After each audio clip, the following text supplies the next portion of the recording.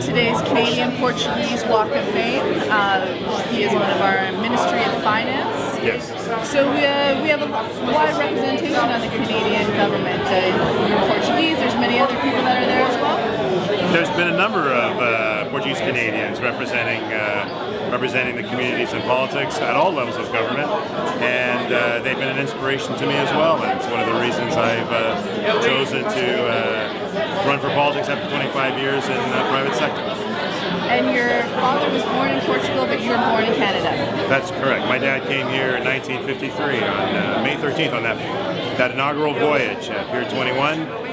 Years later, I was born in Kensington Market, right down the street. And you've always stayed in Canada, you love Canada, and how have you seen the Portuguese community grow since maybe your father's time? Oh, the community is so dynamic and vibrant. All aspects of all sectors and industries are represented by the hardworking people who make me proud and has made it possible for me to have opportunities. And certainly when I was growing up, my dad had a say. Now you got to appreciate he was in Kensington Market, where a lot of new immigrants were coming, and they were showing up at his restaurant, and then he started a wholesale business and a food distribution network. And when he had a saying, he said this, he goes, there's room for everyone. There's room for everyone to compete and do business. There's room for everyone to learn. And he's talking to the young people especially to stay in school. And more importantly, he says, there's room for everyone to help each other.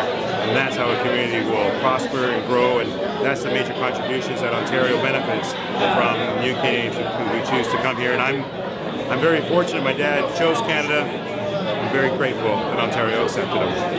Not only do the Portuguese represent the business, but we also have accumulated some Canadian Portuguese artists. For instance, right beside me we have the work of a young, first generation, just like yourself, Portuguese man. His parents immigrated from Portugal.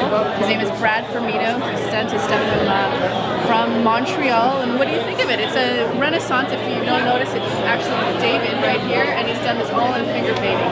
That's amazing, isn't it? And what really appeals to me is the vibrant colors. It makes the walls stand out.